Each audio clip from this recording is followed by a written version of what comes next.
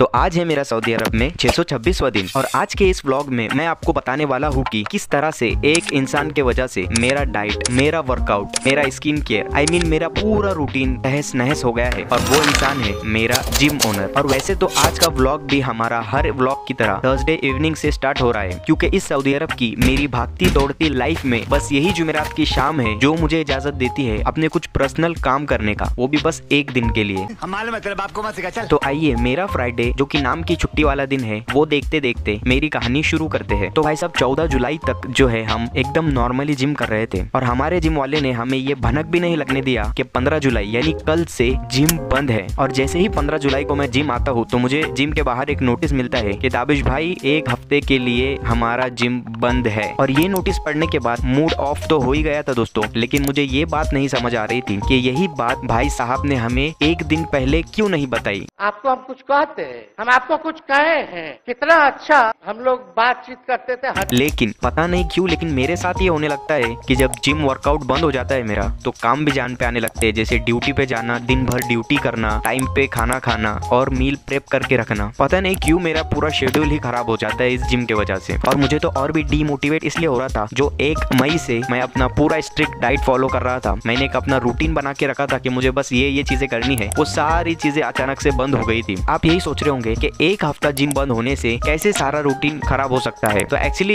इसका रीजन ये है दोस्तों कि जब एक हफ्ता कंप्लीट हो गया और मैं जिम गया तो मुझे पता चला कि जिम जो है और एक हफ्ते के लिए बंद है। और उसके एक हफ्ते के बाद जब मैं जिम गया तो मुझे मालूम पड़ा कि जिम और 4 दिनों के लिए बंद है। ऐसा करते करते जिम वाले भाई साहब ने पूरे 18 दिन तक हमारा जिम बंद हो गया, जिसकी वजह से हमारा जो रूटीन भी था वो भी धीरे धीरे करके पूरा बिगड़ते चला गया। अब इस वाले फ्राइडे को मैंने ये डिसाइड किया था कि चाहे जिम बंद हो या चालू हो, मुझे जो है अपनी डाइट को अच्छी करना होगा, क्योंकि जिम से ज्यादा इंपॉर्टेंट जो चीज है वो है मेरे लिए मेरा डाइट, कि मैं क्या चीजें खा रहा हूँ। तो इसके लिए मैंने ये डिसाइड किया कि इस फ्राइडे से मैं फिर से अपना मील प्रेप करके रखूंगा। और इस फ्राइडे को मैंने अपने मील प्रेप किया, मेरे कपड़े धोया और जो भी मेरे काम करने थे मैंने सारे काम खत्म किया और सोचा कि चलो रूम से थोड़ा बाहर निकलते हैं, थोड़ा माइंड फ्रेश करने के लिए। अब हम जो लोकेशन पे रहते हैं दोस्त, हमारे पास बस एक ही चीज है जाने के लिए और वो है जिद्दा पार्क।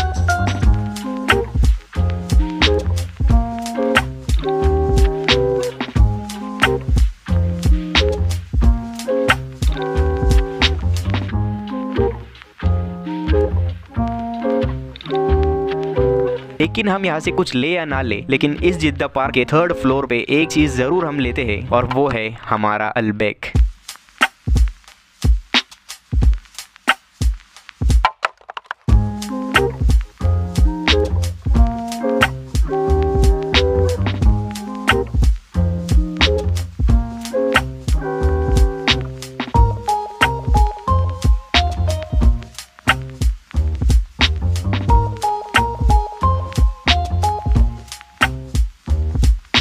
अब बहुत सारे दिन हो गए थे कि मैंने ब्रोस्ट नहीं खाया था। हालांकि मैंने अलबैक से बिग बैग तो खाया था कुछ ही दिन पहले, बट ब्रोस्ट खाए हुए मुझे बहुत ज़्यादा दिन हो गए थे। तो मैं सोचा कि चलो ब्रोस्ट खा लेते हैं। तो मैंने अपना ब्रोस्ट मंगवा लिया फटाफट से और ब्रोस्ट खाने के बाद ही यहाँ से निकलने लगा तो मुझे सुनाई दी मगरिब की अजान। और इस जिद्दा पार्क की मुझे ये चीज़ बहुत ही अच्छी लगती है दोस्तों कि आप यहाँ के कोई भी कोने में हो, अजान के टाइम पे आपको स्पीकर में अजान सुनाई देती है। और जिद्दा पार्क ही नहीं, यहाँ पे जितने भी मॉल वगैरह होते हैं वहाँ पे अजान के टाइम पे आपको अजान और नमाज के लिए जगह मिल जाती है। तो मैं फटाफट आ जाता हूँ यहाँ की मस्जिद में। और ये जो लोग हैं यहाँ पे, ये सारे लोग इसी मॉल के अंदर शॉपिंग करने के लिए आए हैं, जो कि नमाज के वक्त यहाँ पे मस्जिद में आ गए हैं नमाज के लिए। ये जो भीड़ आपको दिख रही है ये एक मॉल के अंदर की मस्जिद की है। ऐसी भीड़ तो हमारे यहाँ शायद बस जुम्मा की नमाज के बाद ही देखने को मिलती है मस्जिद के बाहर। तो यहाँ से ये सारी चीजें खत्म करके नमाज पढ़ के मैं आ गया था अपने रूम पे वापस आने के बाद जो मेरा ब्रेकफास्ट बचा हुआ था बनाना, मैं अपना ब्रेकफास्ट वाला मील रेडी कर देता हूँ। और ब्रेकफास्ट वाला मील रेडी करके मैं अपना डिटॉक्स वाटर बना के भी रख देता हूँ।